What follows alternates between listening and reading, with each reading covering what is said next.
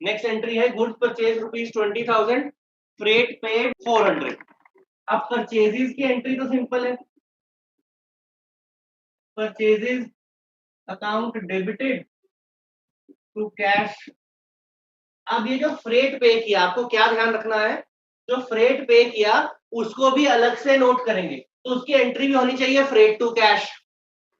अब हम combine entry पास कर सकते हैं, फ्रेट अकाउंट डेबिटेड कैश में इकट्ठा 20,000 आपका आ जाएगा परचेजेस में, 400 आ जाएगा फ्रेट में, और 20,400 डाल देंगे कैश, और नरेशन इसकी लिख देंगे being goods purchase and freight paid. Next entry आपकी कौन सी है, देखो, goods worth ₹10,000 sold at a profit of 20% on sale, commission paid 350।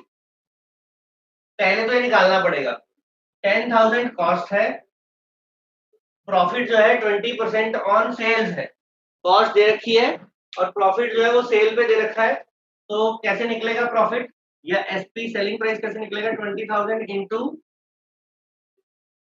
100 upon cell से कॉस्ट पे जाना है, तो 100 माइनस 20%, तो जाएगा 10,000 इंटू 100 अपॉन 80। सॉल्व करके आगे आपका 12,500 ये आपका सेलिंग प्राइस होगा। अब सेल करनी है, सिंपल सी एंट्री होती है सेल्स की, cash account debited to sales, amount हो जाएगा 12,500। ये जो कमीशन ऑन सेल्स है ये हमने पे की हुई है, पे की हुई तो ये हमारा एक्सपेंस है, तो इसकी एंट्री क्या होगी, कमीशन टू कैश। परचेज करते हुए हमने इन दोनों को कंबाइन क्यों किया था, क्योंकि परचेज करते हुए भी पैसे दिए, रेट जो है उसके लिए भी क्या है पेमेंट करी, तो इसलिए दोनों का डेबिट करके कैश जो है वो क्रेडिट करके कंबाइन कर दिया।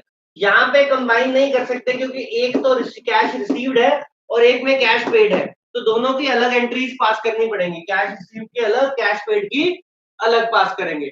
और आपको पॉइंट जो ध्यान रखना था वो क्या ध्यान रखना था, जब हम परचेज करते हैं ऑफ गुड्स, सेल करते हैं ऑफ गुड्स जिनका हम बिजनेस कर रहे हैं, तो उससे रिलेटेड जितने भी एक्सपेंसेस होते हैं वो अलग से नोट होते हैं। जैसे परचेज के लिए फ्रेट लगा तो फ्रेट अलग से नोट हुआ, सेल करते हुए हमने कमीशन पे करी तो वो भी अलग से नोट किया, ठीक है। उनको इन्हीं की वैल्यू में ऐड नहीं कर देते हैं कि 12,500 की सेल हो गई तो 450 की क्या हो गई कमीशन थी तो इसी में जोड़ दी या इसी में से लेस कर दी, ऐसा नहीं करते हैं कि सेल में कि फ्रेट अलग से शो किया 400, ऐसा नहीं कर देना यही परचेजेस में 2400 लिख दो, ऐसा नहीं करते हैं।